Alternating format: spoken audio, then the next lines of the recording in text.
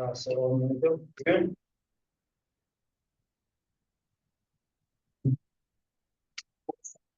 Bugun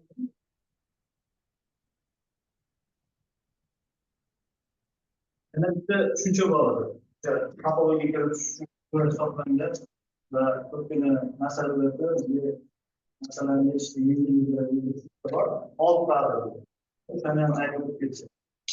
Old baza tushuncha. Keyin bugungi asosiy mavzuga o'tamiz. Bugungi asosiy mavzu gaplashmoqchi bo'lgan mavzuimiz uzluksiz akslantirishi. Undan oldin mana old bazani aytib o'tsam,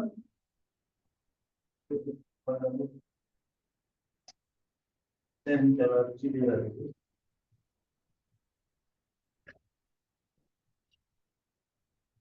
Endi qaraylik. Bizga qanaqa istal topologik ta'rif berilgan bo'lsin, topologik ta'rif. Bu alfa demak. Shu topologik ta'rifdagi qandaydir ochiq to'plamlardan iborat oila bo'lsin. Ya'ni alfa bo'sh bo'lmagan ochiq to'plamlardan iborat oila. Biz gamma degan bu yerdagi alfaning qismini qaraymiz. Demak, gamma shunaqangi to'plamlardan iboratki,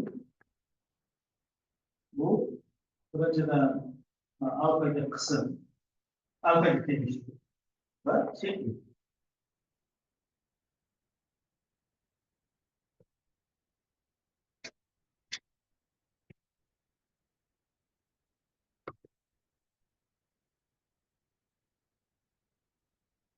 Olmoqchi bo'lganim alfadan chekli elementlar olib chiqdim. Bunyodlari gammaga alfadan chekli elementlar olib chiqdim.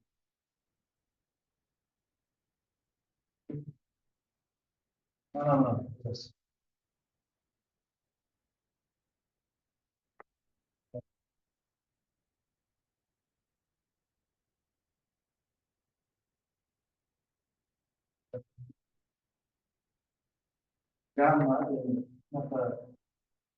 gamma shtrixlardan iboratki, alfaga qism bo'lgan.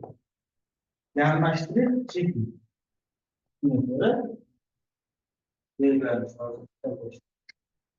Gamma shunday oilaki sistema. Bu sistema alfaning chekli qism oilalaridan iborat. Misol uchun mana bunaqangi oila bo'ladi, A1, A2, A1, A1 chekli elementli oila bor. Mana shunaqa oilalar sistemasi gamma. Tushunarlimi? Sistema. Endi beta sifatida bu gammaga tegishli bo'lgan elementlarni kesishmalari.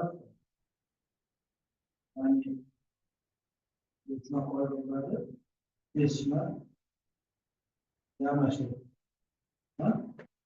Gamma shtrixlarga tegishli gamma.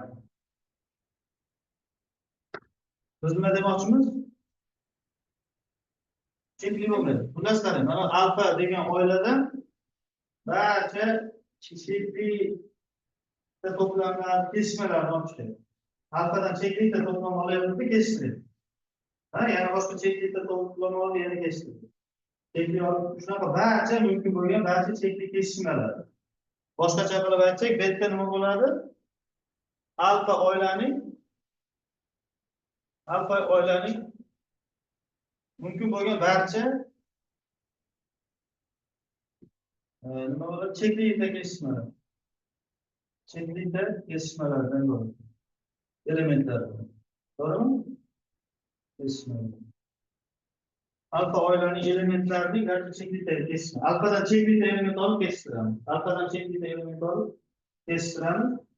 Shu hosil bo'lgan oilani nima deyapmiz? Beta deb belgilaymiz. Agar mana shu hosil bo'lgan beta oila, ya'ni alfaning barcha chekli kesishmalari iborat oila bitta oila x fazoda baza tashkil qilsa,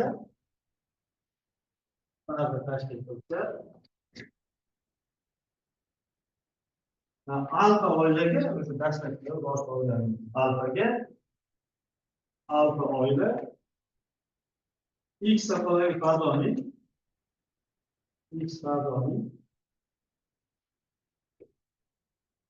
old bazasi deydi.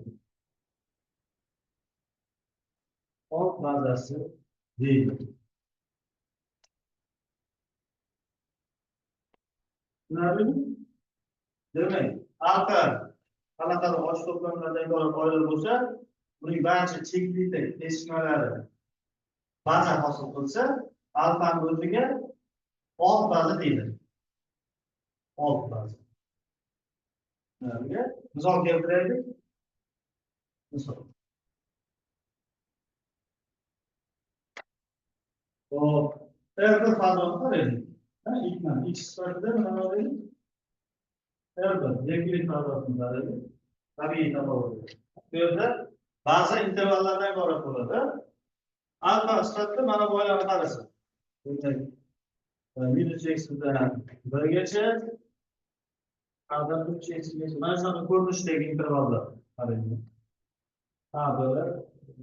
Haqiqiy hisob. Ana bunaqangi cheksiz intervallar qarasak, faqat shunaqa intervallar alfa.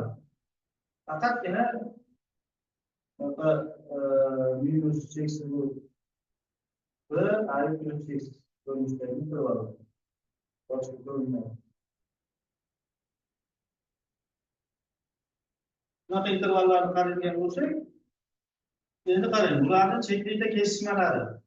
Mana alfadan olingan cheklik elementlarning kesishmalari intervallar bo'lib qoladi, to'g'rimi? Mana bu yerda ko'rishdagi oilamiz nima bo'lib qoladi? Mana bu kesishmalardan iborat bo'ladi, minus cheksiz mana ayu plus cheksiz degan intervallar agar kesishadigan bo'lsa, bu nima bo'ladi? Mana shu kesishsa, a'dodagacha intervallarni beradi. Ya'ni buni mumkin bo'lgan cheklik kesishmalari barcha intervallarni beradi. Ya'ni baza va alfa esa shunda nima bo'ladi? Old baza. O'sha yakuniy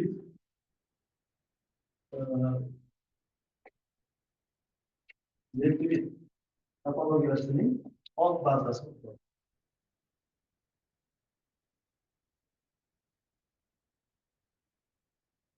Endi baza yordamida topologiya kiritish mumkinmi?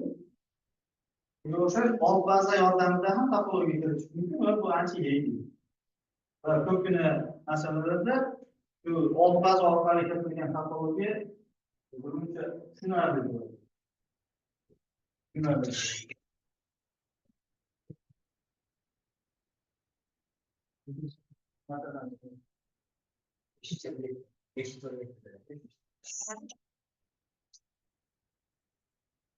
Xo'sh. Ularning har misol shunday. Demak, kerak topologiya kiritish. Old baza yordamida. Nima aytib ko'pgina masalalarda. Kerak. Old baza yordamida topologiya kiritish. Xo'sh. Topologiya kiritish demak, x sanaqadir to'plam bo'lsa, bo'sh bo'lmagan to'plam. Biz x da topologiya hosil qilmoqmiz. Hosil qilish uchun old baza funksiyasidan foydalanamiz. Alfa x ning qandaydir qism to'plamlardan iborat oila. Bo'sh bo'lmagan qism to'plamlardan iborat oila. Mana bu bitta shartni qaraymiz. Bittagina shart. Demak, ixtiyoriy x tegishli ixtiyoriy to'plamdan olingan element uchun shunday to'plam topilib alfa.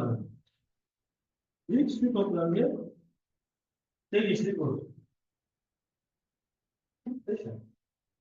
Bir ba'zan shartlardan birinchisi. Bir shartlar bo'ladi ba'zan. O'sha shartlardan birinchisida bu bittasi. Mana shu demak shart bajarilsa agar alfa x fazoda bunday topologiyani qiladiki, alfa oila shu topologiya uchun 6 baza. Demak, agar alfa oila mana bu bir shartni qanoatlantirsa,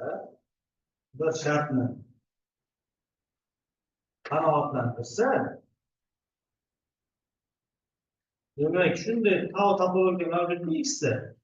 Bu nechta bunaqa topologiya? Yagona ravishda topiladi. Topologiya qayerda bo'ladi? Topologiya mavjud bo'ladi. Qayerda? X da. To'g'rimi? Va alfa shu topologiya uchun nima bo'ladi? Topologiya uchun old bazasi bo'ladi. Old bazasi bo'ladi.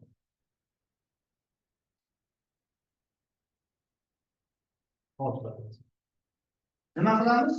Buni isbotlash uchun bettani hosil olamiz, yuqorida qilganimizda. To'g'rimi?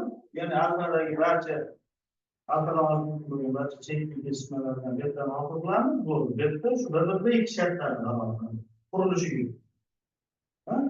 Agar alfa mana birinchi shartni qanoatlantirsa, mana bu boshda yashaganimiz betta shu ba'zan ikkita shartni qanoatlantiradi va topologiyani shu hosil bo'lgan biz baza bo'yicha topologiyaga kirishni o'rganyapmiz, to'g'rimi? Shu betta demak bazasi bo'ladi, qaysi topologiya yagona bo'ladi, u o'sha aynan shu topologiya uchun alfa old baza. Masalan, siz alfani mana bu ko'rinishda tanlab olsangiz, yakuniy topologiyasini aniqlaysiz. Hozir keyingi mavzuda yana ko'ramiz, bundan keyingi mavzularda ham old baza yordamida topologiyamizda shunday mavjud. To'g'riroq bo'yicha bugungi asosiy mavzuga o'tsak bo'ladi, demak. Bugungi o'tmoqchi bo'lgan asosiy mavzuyimiz bu uzluksiz akslantirish. O'chirsam mana buni chap tomonga.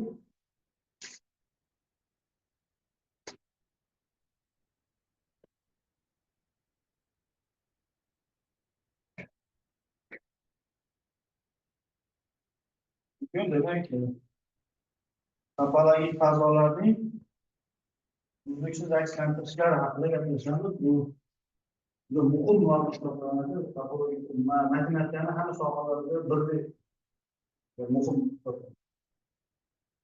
uzluksiz akslantirish.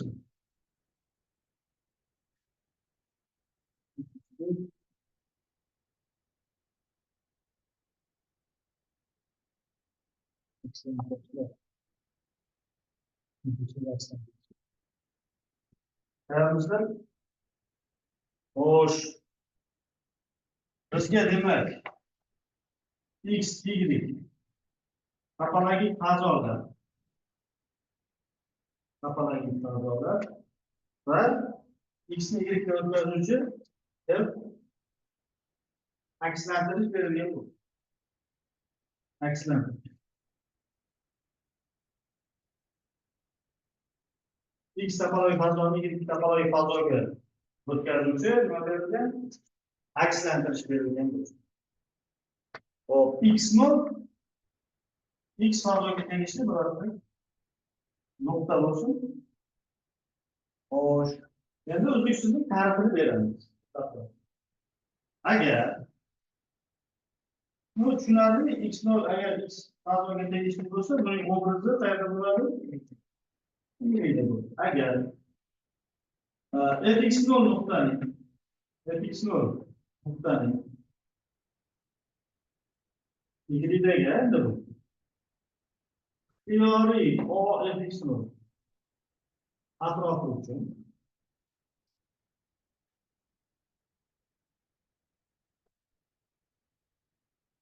demak x0 nuqtaning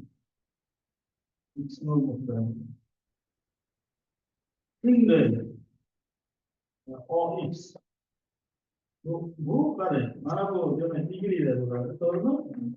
Mana bu ox atrofi x da. Demak, shunday ox atrofi topilib, nima bo'lsa, ya'ni bu atrofning obrazi o fx ga boradi. Mana bu. Ha, x nol indeksimiz olur. Demek o x, ya o x nol. O x nol bir kısım bulsa, demek f aksantarış, f aksantarış. X nol noktada ölçüsü değil. X nol noktada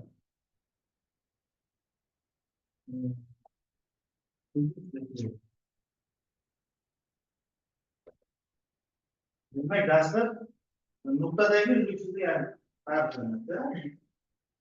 Şu tarafımız demek f x y kapalı fazlalardaki aksantarış burada ve eksi nol demek x'nin bir orta noktası olsa mana shu holatda x nol nuqtaning har qanday atrofi uchun x nol nuqtaning shunday atrofi topilsaki mana bu munosabat bajarilsa f aksantarış x nol nuqtada uzluksiz deydi. Mana bu buradan hisse.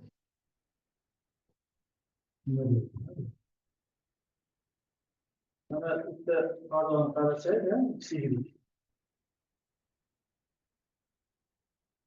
va f bundan o'tib x'ni yigirma bo'lyapti. O'sha x nol nuqtasi bor va obraz bor. Fx bu ta'riflanyapti. Fx nolning har qanday atrofi uchun x nolda shunaqa atrof topilishi kerak ekanki, bu atrofning obrazi yo'qqa tushishi kerak. To'g'rimi? O fx nol bu ox nol. Ox nolning obrazi yo'qqa tushishi kerak. Bunda f akslantirish x nol nuqtada o'zgaradi. Matanaz kursida bir o'zgaruvchi funksiyalar uzluksizlik beriladi.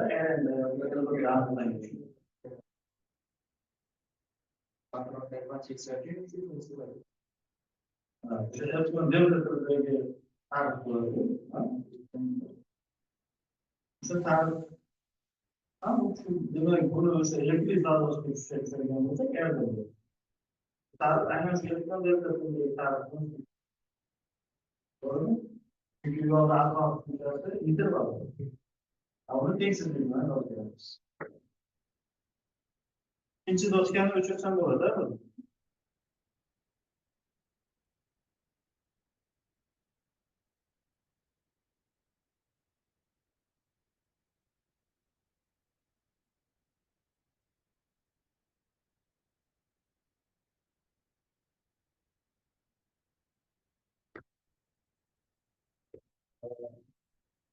Masalan, biz agar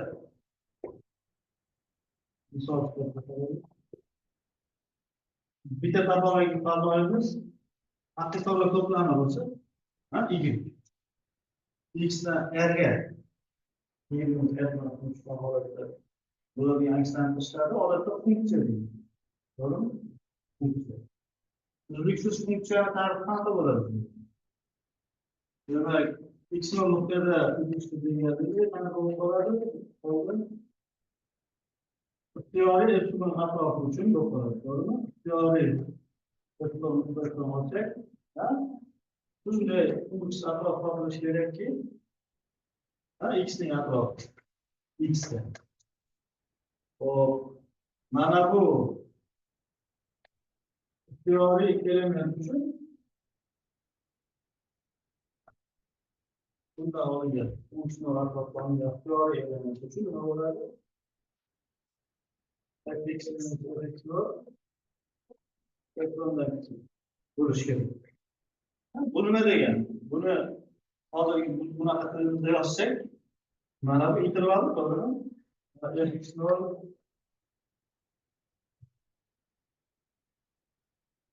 fx demak fx nol fx nol minus degan intervalda bo'ladi. Yoki fx tegishli mana bu interval.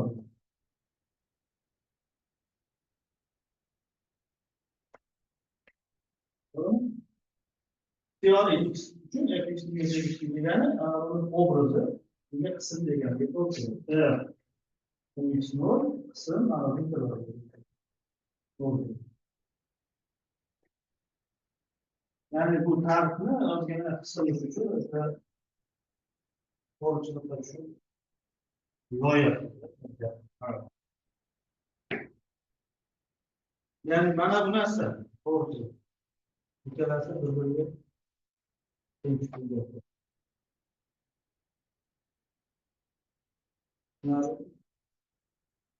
Endi x ham agar bo'ladigan bo'lsa, qarang bo'ladigan bo'lsa, mana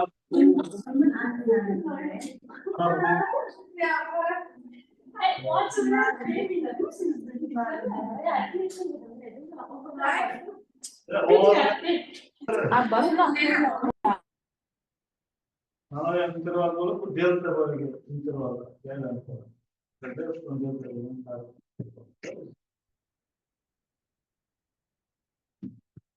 Ana endi a'zolar tarifini beramizda ba'zilar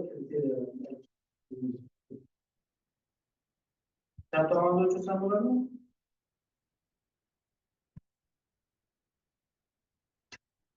Buni o'chirib olaman.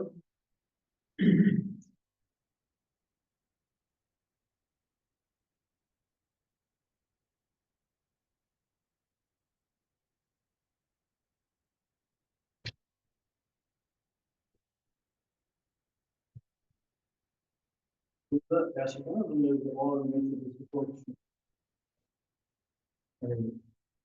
Kapitadan ötürüyen. Hoş, evet. Bazı sonra değişiklikler gerçekten. Demek fazla olabilir. Yani şu demek mesela x, y, x kardeş verilgen, x, y'ler buna kapalı yapalım. Aksanlar verilen ve m toplam x'li tanımları kısım toplamı. M x'in kısım toplamı olur. Evet aksantarış. Eğer evet aksantarış. Teori x eşit m. M'nin her kanday noktasıdır. Teori m. Noktada ilgisiz olsa ilgisiz olsa. Bana bunu yapan noktada ilgisiz olsa. Evet. M toplamda ilgisiz değil. M toplamda ilgisiz değil arkadaşlar.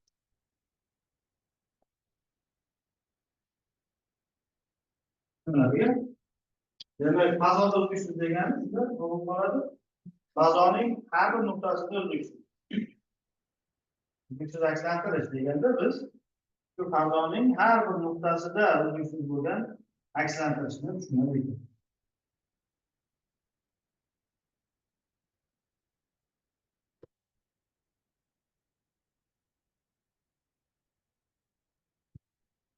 Endi quyidagi kriteriyni yozamiz.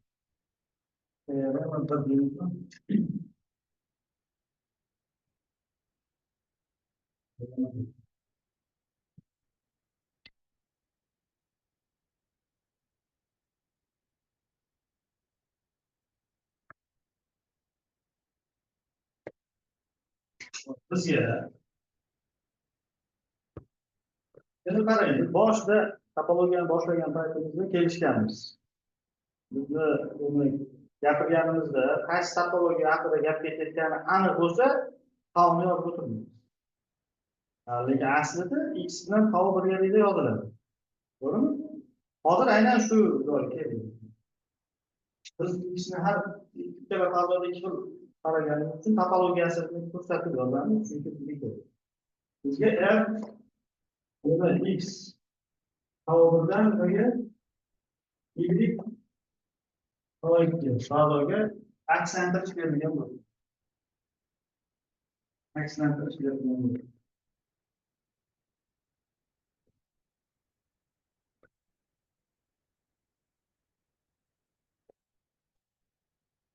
Demek şu evet akslantirish. Akslantirish. Uzluksuz bo'lishi uchun, uzluksuz bo'lishi uchun mana bunday bo'ladi. Zarur yetarli. Demek ikilikdagi har qanday ochiq to'plam ixtiyoriy v tegishli tao2 olinganda uning pravobrizi f minus v. Bu qayerga tao1ga tegishli bo'lishi zarur etadi.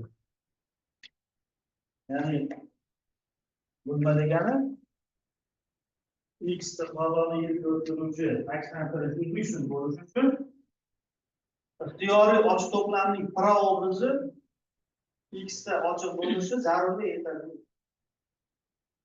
Teoremani formulovkasi tushunadi. Demak, agar f qanaqadir x dan yilga o'ttiruvchi akslantirish uzluksiz bo'lsa, u holda y dan olingan har qanday ochiq to'plamning pravobrizi x da ochiq bo'ladi.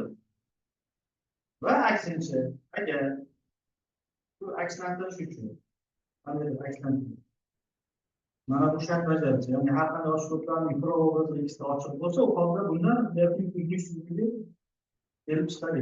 Shundan maqolamiz qoldi. Ko'rdingizmi?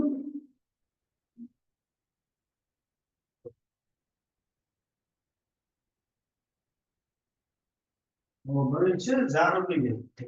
Isbot. Zarurligi nisbatan. Bunda birinchi. Bizda f nima bo'ladi? Uzluksiz. Bu degani f har bir nuqtada uzluksiz bo'ladi. Uzluksiz ixtiyoriy v oraliq bilan tao2. Ya'ni ikilikdagi ixtiyoriy ochiq to'plamni qarang.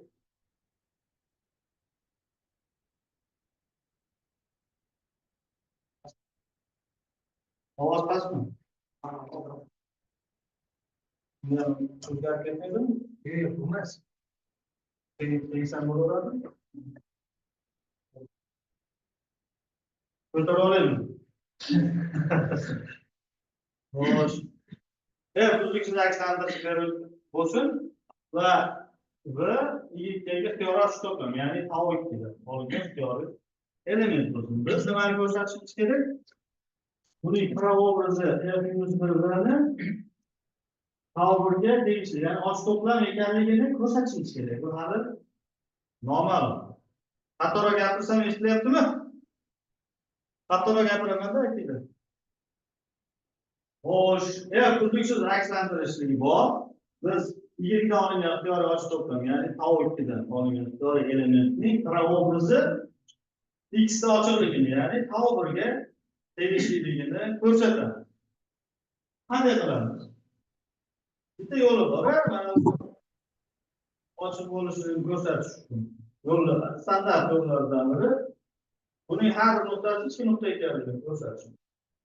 Ya'ni ixtiyoriy element oraliq mana bu pravobriz. F-dan ixtiyoriy element oraliq. Bu holda tushunarliki fx qanday tegishli bo'ladi? V ga tegishli bo'ladi-da, v ochiq to'plam fx ning atrofi bo'lib qoladi. To'g'rimi? Xo'p, v atrof bo'lib qoladi. F esa uzluksiz. Demak, bunday topiladiki, tao1dan ux deb qoladi. X ning shunday atrofi topiladiki, nima bo'ladi? F ux qism bo'ladi v ga. Bu uzluksizlikning ta'rifiga ko'ra. Xo'sh, bundan nima kelib chiqadi? F ux v ga qism bo'lsa nima bo'libdi? Ux demak f-1 ga qism bo'ladi. Ux to'plami o'zi qism bo'ladi qayerga? V ni pravobriziga qism. Nima bo'ldi hozir? Demak, qarang. Mana bu f-1 degan to'plamdan ixtiyoriy nuqta olgan edik. Uni birorta atrofi topildi, shu atrofi ham to'laligicha shu to'plamga yotadi. Bu x ning ichki nuqta ekanligi. To'g'rimi? Demak, xulosa nima bu? X tegishli ekan, mana buni intiga. Minus 1 va indida yotadi. Yana, bu esa ixtiyoriy tanlangan. Nuqtaning tanlanishi ixtiyoriy, demak har bittasi ichki nuqta, bu esa minus 1 va to'plamning ochiq to'plam ekanligi. Zarurligi isbotlandi. Tushunarlimi? Endi yetarli. Yetarli. Yetarliligida bizda mana bu ikkinchi tomondagi shart bor. Har qanday ochiq to'plamning proobrazi ochiqligi bor. Akslantirishning uzluksizligini isbotlashimiz. Bu ham bizda mana shu joyga sig'adi. Demak, ixtiyoriy nuqta olaman. Ixtiyoriy nuqta olib, f akslantirish shu nuqtada uzluksizligini ko'rsatish. Va ixtiyoriy nima olaman? O fx. Yani fx'ning ixtiyoriy atrofini. O fx qayerga tegishli? O fx qayerga tegishli? O2 ga tegishli. To'g'rimi? Demak, mana bu shartga ko'ra buning proobrazi O1 ga tegishli bo'lishi kerak. Ya'ni ochiq. Yani f minus 1 O fx ni qarasam, ochiq to'plamning proobrazi bo'lganligi uchun bu qayerga yozish kerak? Qayerga tegishli? Tavbiga, ya'ni bu x dagi ochiq to'plam. Ha? X dagi ochiq to'plam. Bu x nuqtani o'z ichiga oladimi? Oladi. Xo'sh, x tegishli bo'ladi nimaga? F minus 1 O fx. To'g'rimi? Chunki fx ni atrofini proobrazda. Xo'sh. Demak, mana bu f minus 1 O fx to'plam ochiq to'plam ekan, x nuqtani o'z ichiga oladi. Demak, x nuqtaning atrofi ekan, bu. Mana bu to'plam x nuqtani atrofi ekan. Shuni OX deb belgilayman. Mana bu uzluksiz tarifdagi OX fx f minus 1 O fx. Mana shu to'plamni OX deb belgilasam, f OX nima bo'ladi? F OX qism bo'ladi nimaga? O fx. Buni keling yozaylik shuni. Bu yerda yozyapman. Bo'lmasin.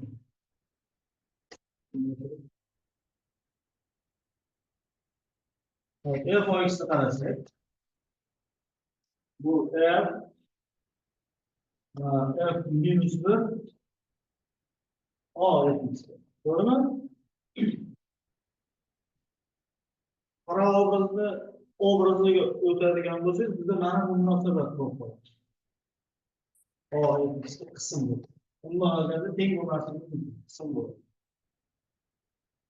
Mana shu oxirgi munosabat f akslantirishning x nuqtada uzluksizligini bildiradi. To'g'rimi? Demak, f x nuqtada nima ekan? Uzluksizlik. X ni esa biz ixtiyoriy tanlab olgan edik. X ni.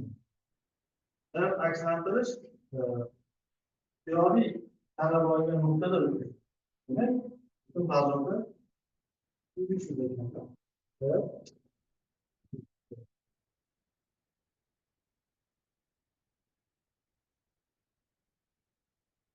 Tushunarlimi?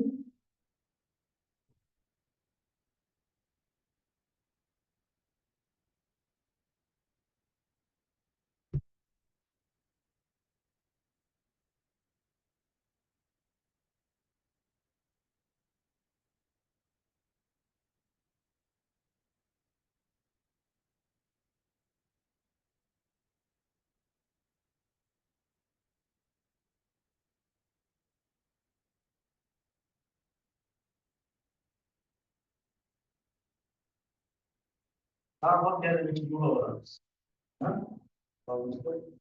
Mana buni o'chirib ham o'tirmayman.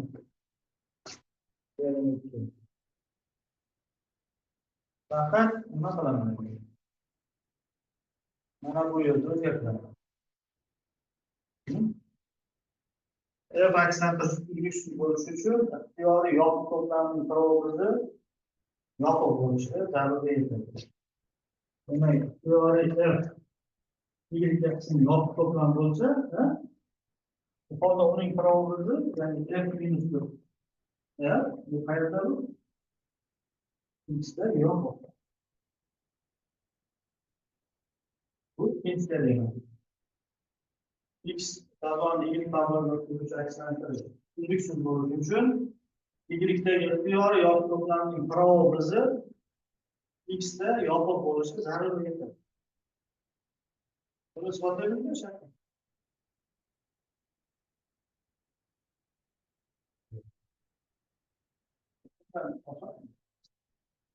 Yozib qo'yadi. Buni birinchi teoremani isbotini o'chirsam bo'ladimi? Toshkent o'ytamanmi?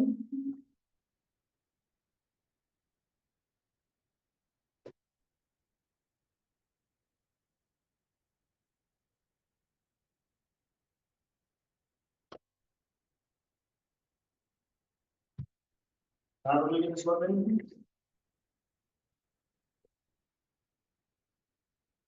Zarurligi. F uzluksiz bo'lsa, ixtiyoriy ochiq to'plamning proobrazi, yopiq to'plamning proobrazi yopiq ekanligini ko'rsatishimiz. Demak, ixtiyoriy F y qismi bo'lgan ma'lumot yopiq to'plam. Nima qilaman endi? Mana buni ko'rsatishimizga F minus 1. F ni x bo'ladi bu yopiqligini ko'rsatishimiz. Bu hal ko'rsatilmaydi. Nima qilamiz buni ko'rsatish? Mana bu to'ldirmasdan. Ya'ni x minus F minus F ni qaraymiz-da, to'g'rimi? Bu esa to'ldirma uchun tenglik o'rniga F minus 1 x minus F ga teng. Teng o'rniga. Xo'sh, x minus F esa qanaqa to'plam?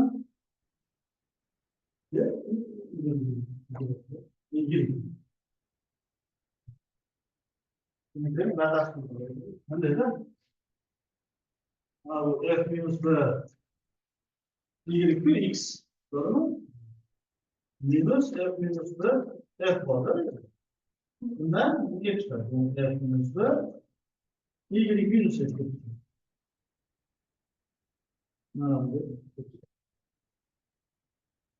Y minus F esa x y da ochiq to'plam. F ning to'ldirmasi sifatida ochiq.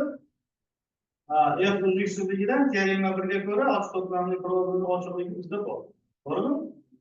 Mana bu to'plam ochiq bo'ladi. Nimaga ochiq? Ochiq to'plamning proobrazi bo'lganligi teorema 1 ga ko'ra ochiq. Bundan nima kelib chiqadi? Mana bu F ning to'ldirmasi ochiq ekan. Buni o'zi esa yopiq to'plam bo'ladi. Demak, bu zarurlik isbotlandi. Teoriya yopiq to'plamning proobrazi yopiq ekan agar F uzluksiz aksilantirish bo'lsa.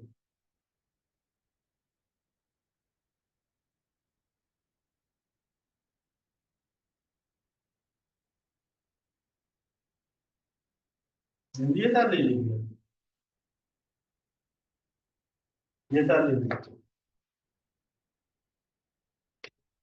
Bizda ixtiyoriy yopiq to'plamning proobrazi yopiq ekanligi bo'ladi. Endi biz nimani isbotlaymiz? F ning uzluksizligini isbotlaymiz. Buning uchun ixtiyoriy ochiq to'plamning proobrazi ochiqligini ko'rsatib qo'ysam yetarli, to'g'rimi? Teorema bo'lib turadi. Ixtiyoriy nima olaman endi? Bir tegishli O2 to'plami olaman. Ochiq to'plam. Mana y-dagi ochiq to'plam olaman. Xo'sh. F minus 1 bilan qarayman. To'g'rimi?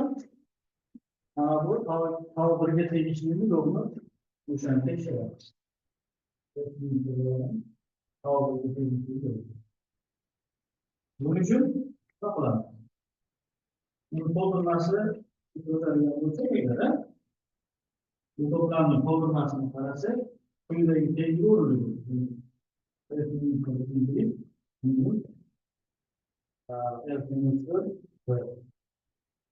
bundan nima deb chiqadi?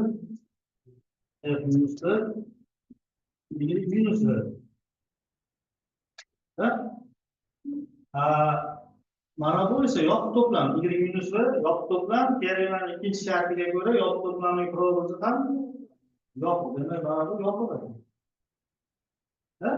Ya'ni mana bu olgan to'plam yopiq bo'lib chiqyaptimi? Demak, f minus 1 va to'plamning provozi ochiq ekan. Yopiq to'plamning bo'linmasi sifatida. Demak, teorema birga ko'ra, buni oldingi teoremaga ko'ra f ning uzluksizligi keldi.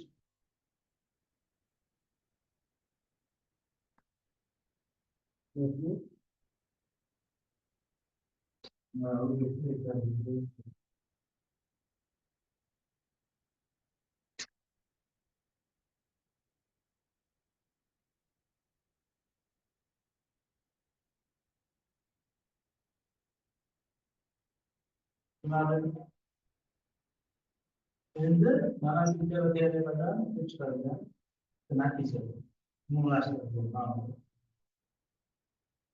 Qaysi tomon? Chap tomondan tushsa maylimi? Mana shu teoremadan kelib chiqarilgan natijani eshitamiz. Bu ozgina harakat qilsa uni isbotligi kontrolga qo'yish mumkin.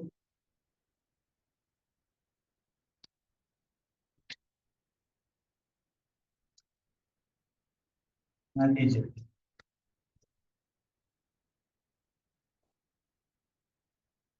Natija bir.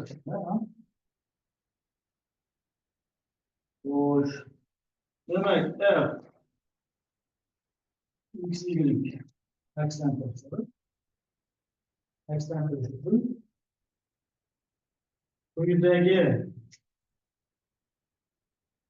quyidagi pastirlar teng kuchli. Quyidagi shartlarning pastirlar bir-biriga ekvivalent, teng kuchli.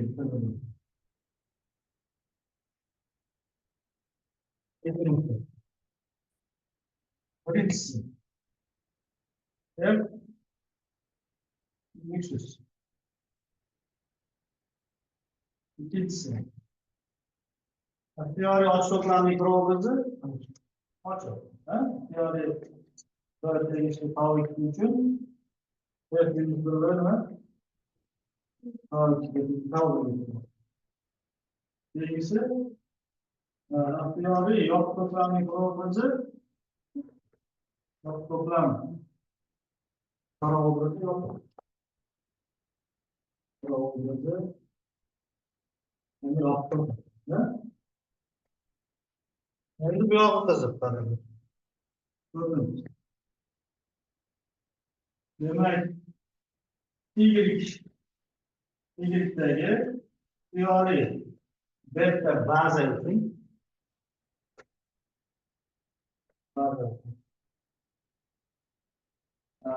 bu bazadan olingan har qanday elementning provozi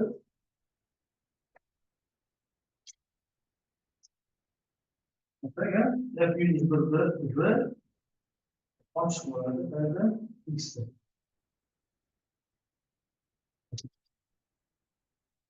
Nima deyapmiz? Y fazodagi ixtiyoriy bazaning elementining provozi x da ochiq.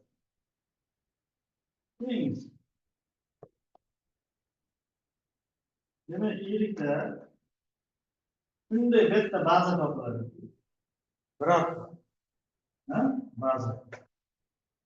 Bu bazani har qanday elementini provozi ochiq bo'ladi.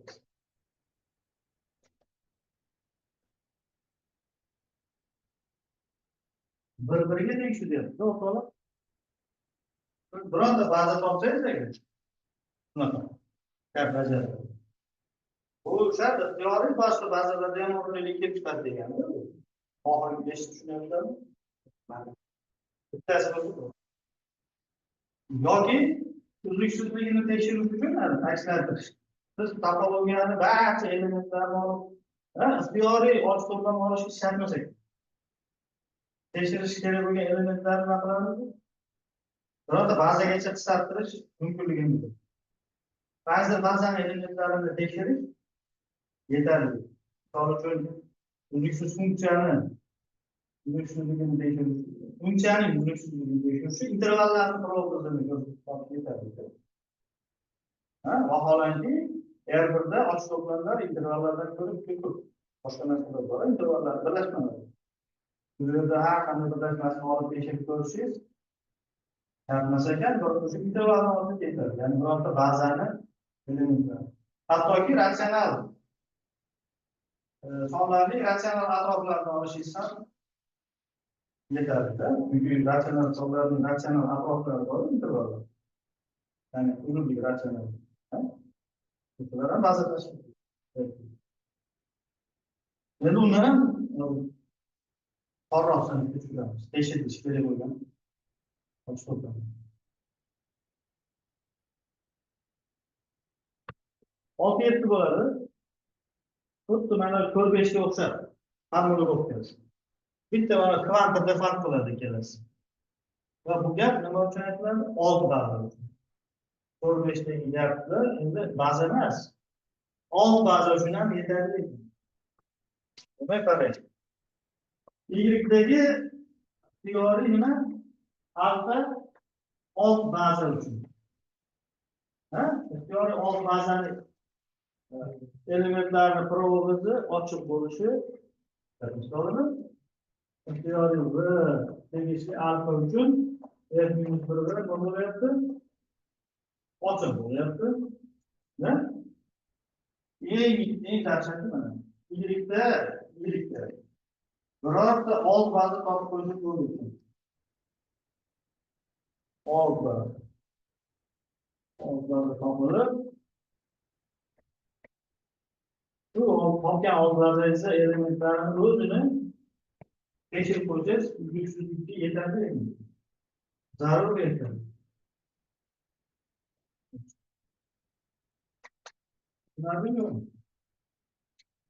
Masalan, funksiyani uzluksizligini tekshirish uchun siz bitta a plus cheksiz ko'rinishdagi intervalni olib turib, probozini ochiqligini ko'rsatishingiz.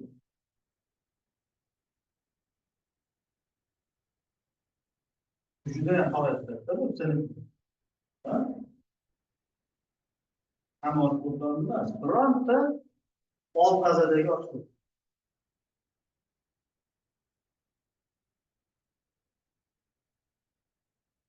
Bularga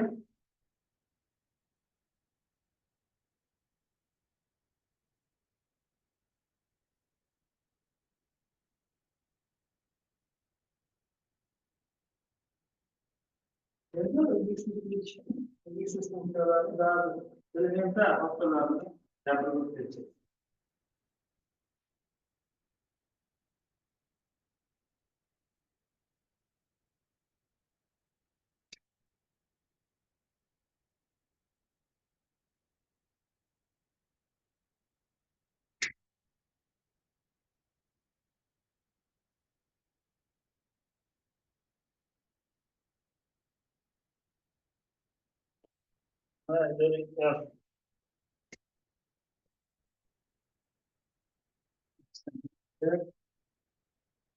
Eksiz va juda ham tushunarli.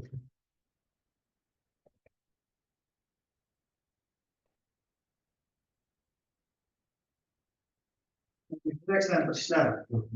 Bu holda birinchidan f plus minusi bu qanday tushunarli? Nuqtadan aniqlanadi. Yig'inda x degani fx plus x. Yig'inda sayilmasi nima bo'ladi? Ko'paytmasi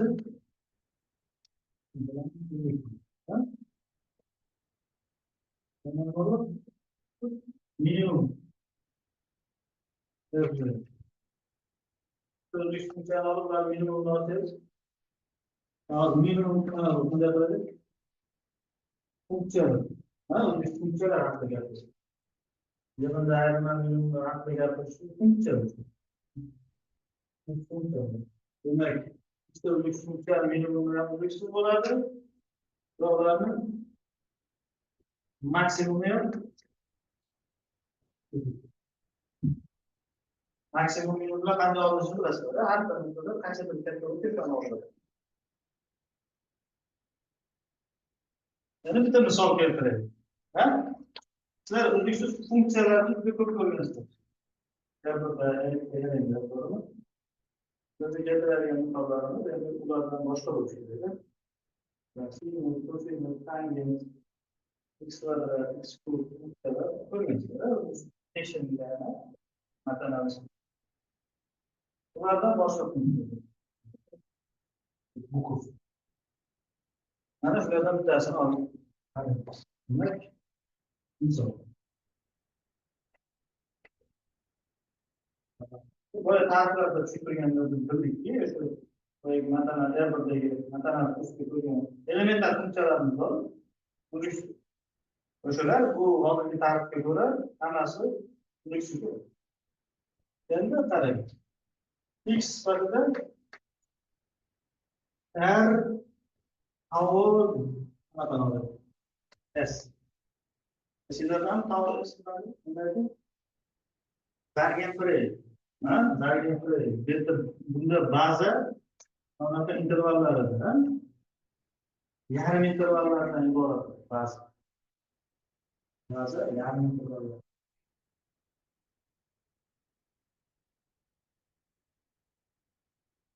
Va qancha bu yarim interval bu yerda qanaqadir ochiq to'planadi, sizlardan har bir yarim interval ochiq, ya'ni bu o'zi ochiq, bo'lmasi ham ochiq.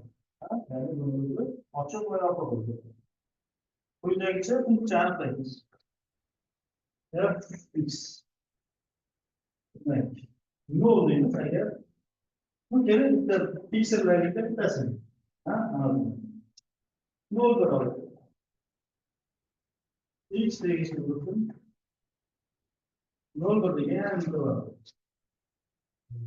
Aks holda bir.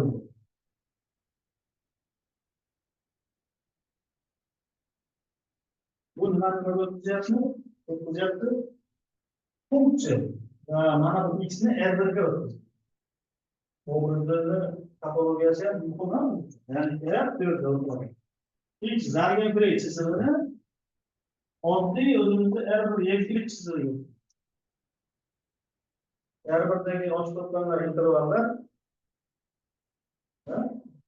baza interval, geometrik baza yarim. Shu funksiya haqida nima deysiz? Shu bo'ladimi yo bo'lmaydi?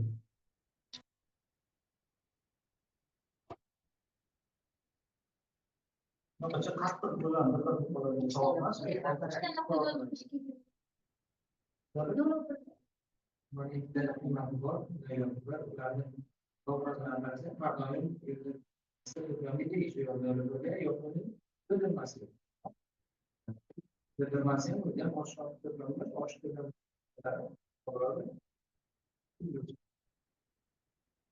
Uyuksiz bo'ladi. Provizni haqida gapiradigan bo'lsak, oddiyroq aytish kerak. Mana nol provizni nol yarim interval. Nol yopiq to'plami. Bir nuqtali to'plamni qarasak, yopiq to'plam. Provizni o'sha yarim interval. Yopiq. Olasidan shu olasidan. Narigi tomoni bir provizni bu yarim intervalning bo'linmasi. Bu yarim xohlagan. Mümkün bo'lgan ikkita holat bor. Notrivial bo'lgan holat. Ikkala holda ham hammasi joyida.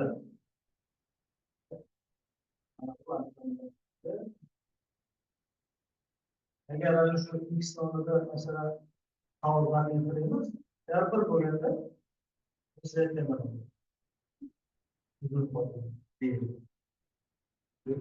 Hisoblanadi.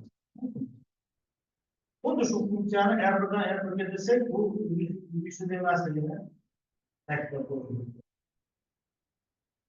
Ha, mana zaryadli topologiyasi.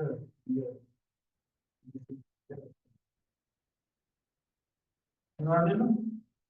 Grafikini ko'rsam bo'ladi. Ha? Grafikini chizadigan bo'lsak, nima bo'ladi? Mana bu kecha mana bu 0 bilan 1 oralig'ida bunday bo'ladi, to'g'rimi? Boshqa joylarda 1mi kelyapti, bu yerda yana mana da grafiki. To'g'rimi? Grafik.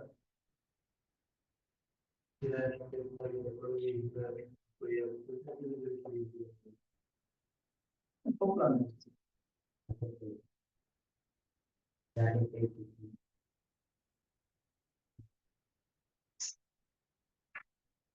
Tabii topolojiye göre üç kullanıyor. Başka topolojilerde buna koymuş yaparak bunu üstünde daha da grafik yüzün kuruluşlarına bu üstünde yani bu ilişkiye gelen mas bunlar. Şuna diyor bu soru. Devam ediyorlar mı? Başka bir fotoğraf var. Çatlamadan göstermeli mi?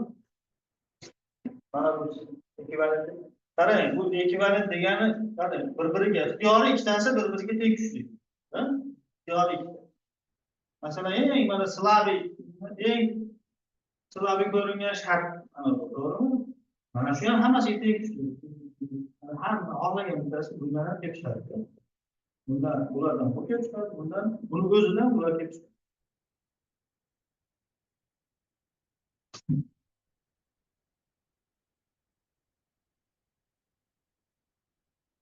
Ana endi sizga ba'zi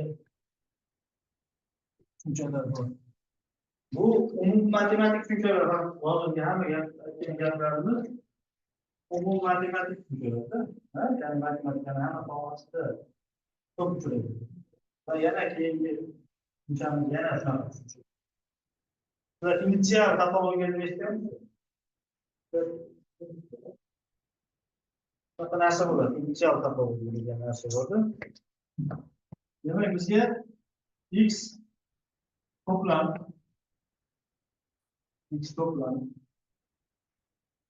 va y alfa topologik fazolar oilasi deydi. Bu nimaga tushunarli yozilsin, ha? Tavbada mana bu topologik fazolar, bu topologik fazolardan iborat bilan mana bu topologik fazolar oilasi. Va undan tashqari bizda har bitta alfa uchun x dan y alfaga akslantirish. Akslanttirishlar to'planadi. Akslanttirishlar. Nechta bor alfa akslantirib? Y alfa nechta bo'ldi? Ya'ni ana bu indeksni bergan umumiy. To'g'rimi? A indekslar. E'tibor berasiz. Y alfalarda topologik fazolar bo'ladi. X da topologiya yo'q. Ha? Bu akslantirishlarni narsa deya olmaymiz. Shunchaki akslantirish. Chunki X da topologiya yo'q. Bu F alfalar haqida gapirishimiz uchun ikkita topologiya bo'lishi kerak. Bizda bunaqa masala juda muhim masala hisoblanadi. F alfalar haqida gapira olishimiz kerak. Buning uchun nima qilishimiz kerak? X da topologiya kiritishimiz kerak. Topologiyani qanday kiritsak nazar qilamiz hozir. Topologiyani kiritishimiz kerakki, F alfalar uzluksiz bo'lishi. Tushunasizlar? Masalan, biz x to'plamda bizga mana bunday oila berilgan, x to'plamda shunday topologiya aniqlashimiz kerak. Barcha f alfalar barchasi uzluksiz bo'lishi. Va biz aniqlagan topologiya shu hodisaga ega bo'lgan topologiyalar ichida eng kichkinasi, minimalga topishimiz kerak. Maqsad tushunarlimi? Biz x da f alfalarning har biri uzluksiz bo'ladigan eng kichik topologiyani aniqlamoqchi. Topologiyalarning orasida tartib kiritganmiz. bir ikkinchi qism bo'lib kichik. Shu ma'noda. Ha? Shu ma'noda eng kelishimiz. Buni kelish oson ekan. Buni o'sha predbaza bor, old baza. Old bazani shunday aytib qo'ysa, tushunarli bo'lib qoladi endi. Old baza e'tibor berasiz. Old baza nimadan iborat bo'ladi? Alfa. Ha? Alfa o'rtoqlar. F alfa minus 1, B alfalardan iborat bo'ladi. Tugadi. Mana shu ekan. Buni ko'p kitoblarda baza yordamida keltiriladi. Orada kesishma paydo bo'ladi. O'sha kesishma boyagi manzarani buzib turadi. Old baza desangiz manzara yo'lda bo'lib qoladi. Old baza. Bu baza bo'lsa mana shulardan cheklikda kesishma paydo bo'ladi. To'g'rimi? Nima olyapmiz? Barcha yirik alfadagi ochiq to'plamlarni hammasini proobrazini alfaga tashlab yuboradi. Alfaga. Xdagi proobrazini alfaga tashlaydi. O'sha tashlagan alfamiz xda old baza.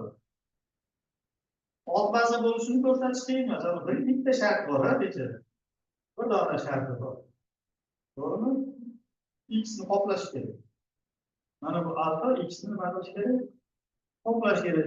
Bironta yirik alfani olib tashlab yuboraman. X ni tushiradi. Qoplaydi. Tushunarlimi? Mana bu bir shartni qanoatlantiradi. Mana alfa oila, alfa oila. Mana old bazaning birinchi shart, old baza bo'lish sharti bor-ku. Old baza bo'lish shartini qanoatlantiradi. Shartini qanoatlantiradi.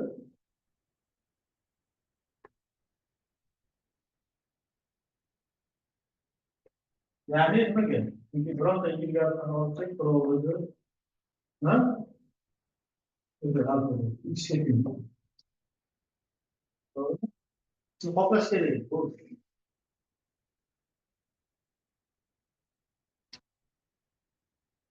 Va mana shu old baza yordamida kiritilgan topologiya bor Xda. Shu old baza yordamida kiritilgan topologiya Xda mana F alfa oilalar bo'yicha kiritilgan initsial topologiya. Demak, bu Xda alfa old baza bo'yicha old baza bilan aniqlanuvchi topologiya, yagona topologiya bor. Aniqlanuvchi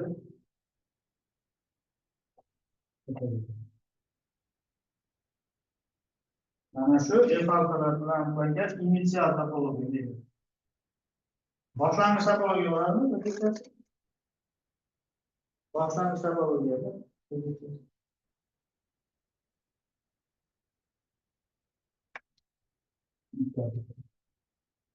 buni final version ko'rsatsa ham bo'ladi.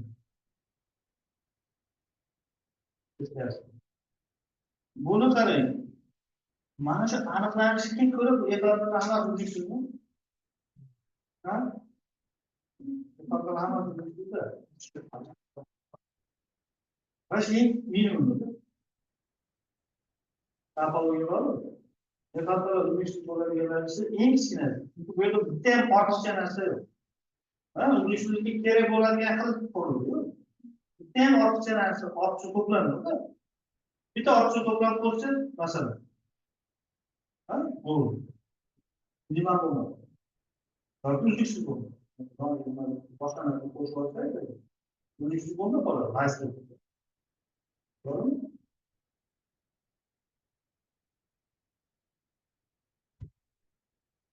Eng qizig'i, masalan, Xda yana biror xohlagan bitta topologiya olsak Xda. Ha? Mana bu F alfalarning barchasi uzilish bo'ladi. Bu hosil qilgan topologiyani bu bir qismi.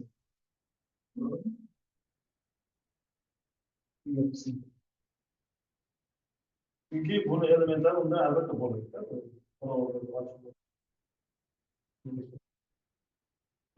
Initial eng kichik topologiya. Buni bir joyga saqlanib qo'ying. Chunki keyinchalik muhim konstruksiyalar borda topologiyalar. Masalan, ko'paytirib. Texnik ko'paytirmaslik bor. Xuddi shu konstruksiya yordamida Buni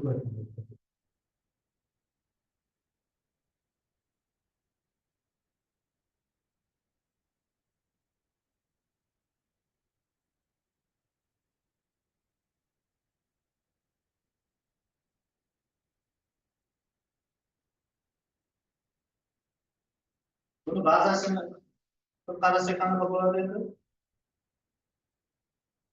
Bunaqa epokalarda cheklikda kesishmalar bo'ladi, to'g'rimi? Barcha.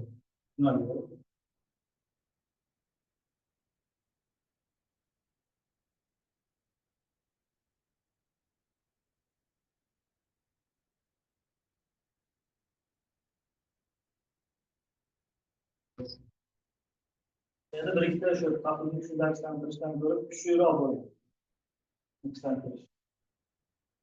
Ular shartlarni tamollantirish, ba'zidan qarasa. Masalan, o'zbekiston aksillantirishlarda mana bunday narsa bo'ladi.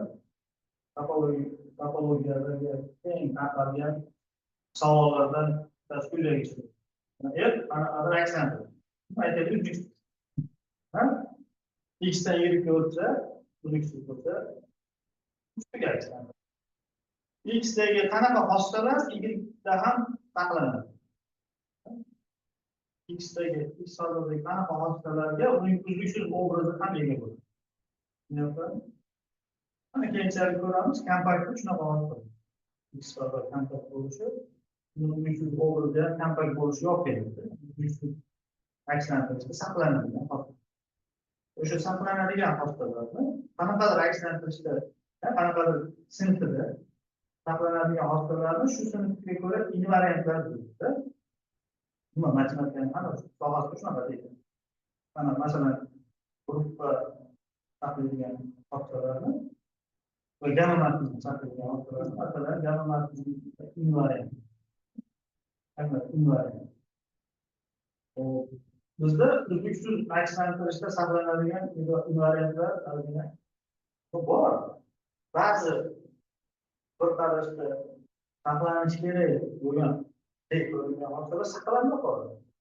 Masalan, taking countable, post countable degan narsalarimiz bor-ku.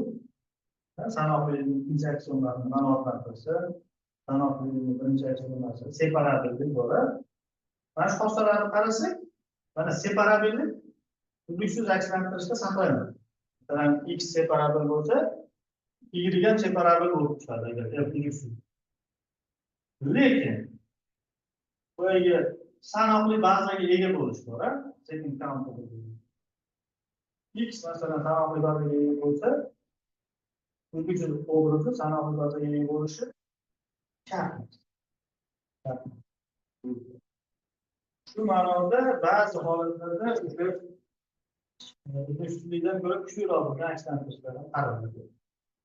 Ular haqida ozgina gapiramiz. Narxini aytsak, keyingi darsga tayyor bo'lamiz. Jamiyat markazimizga.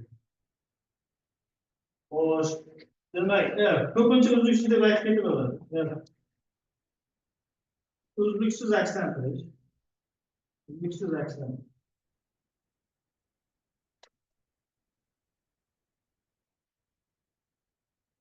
Demak, ichki topologiya hozir ekanda, to'g'rimi? Har qanday ochiq to'plamni har qanday ochiq bir vaqtda yozib ketsam bo'ladimi? Ikkita tarifni farqli yozaman. Bu yoqda mos ravishda farqli yozaman. Har qanday ochiq to'plamni yana nimaga ochiq to'plamga o'tkazsa, ochiq yoki yo'q mos ravishda. Yopiq to'plamga maqsad akslantirsa deymizmi, o'tkazsa deymizmi? O'tkazsa bu akslantirish, ochiq akslantirish deyiladi. Yoki yopiq akslantirish. Ochiq yoki yopiq akslantirish.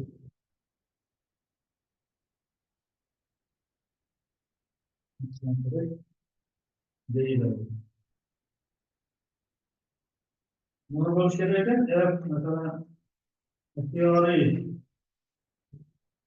Yani U tavırdan alınmayan bütün ve U1 tavırda tavır kime değişti bu ekranda doğru mu?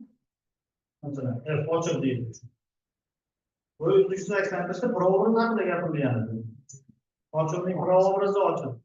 Bu yerda ochiq to'plarni obrazi ochiq deya olmaymiz. Bu nuqtada yoki yopiq obrazi yopiq deya olmaymiz. Bu alohida sinfni, torroq sinfni berar ekan bu. Bu shart kuchliroq shart ekan. Ochiq to'plarni obrazi ochiq bo'lishi bu uzluksizlikdan kelib chiqadigan shart emas ekan. Kuchliroq shart ekan.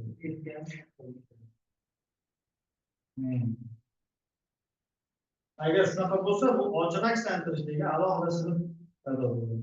Ya'ni har qanday ochiq to'plarni yana ochiq to'plarga o'tkazsa yoki aksincha har qanday yopiq to'plarni yana yopiq to'plarga o'tkazsa, bizda shu ochiq aksantirish yoki yopiq aksantirish deb nomlangan aksantirishlar paydo bo'ladi. Xo'sh. Boyagi to'plar boyagi bundan oldin aksantirish ko'pda zo'r gapirilgan. Bu ochiq aksantirish bo'ladimi?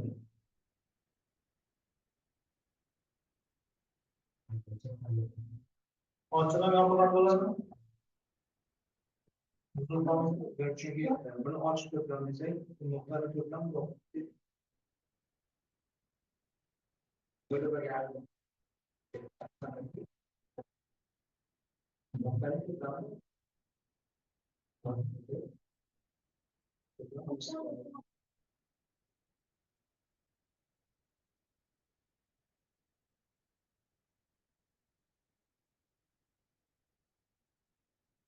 Yopiq aksantirish bo'ladimi? Chunki böyle bir yerde to'plam yo'q.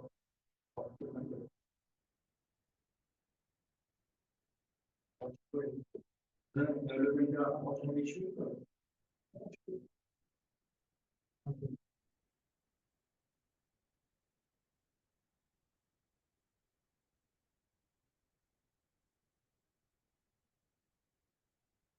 Ne yapar?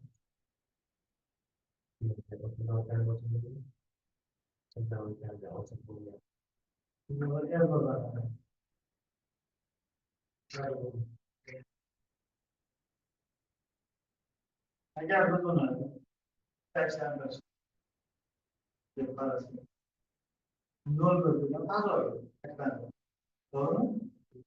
Nol bo'lgan a'zoga ikki nuqta.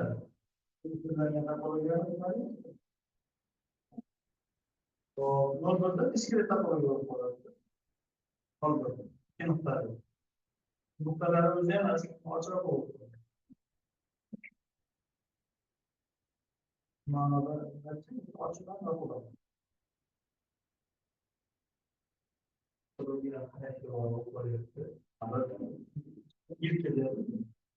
Qaysi fazodan qaysi fazoga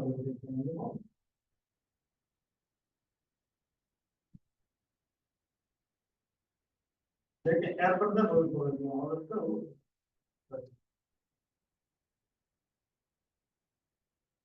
xo'sh. Tushunarlimi? Ana bitta misol ko'r. Qarab ko'ring. Uzluksiz aksantirish bo'lsin, ochiq bo'lmasin. Funksiya toping. R1da R1ga toping. Lekin uzluksiz bo'lsin, yopiq bo'lmasin. Masalan, sinus x yetkin sinus fx barobar sinus x aksantirish ochiq aksantirish bo'ladi. Mana shu elementar funksiyalarga faol qo'yib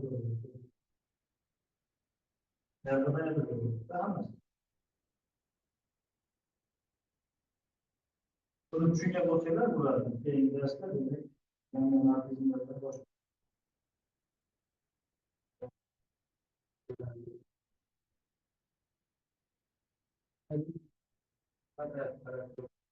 Aha.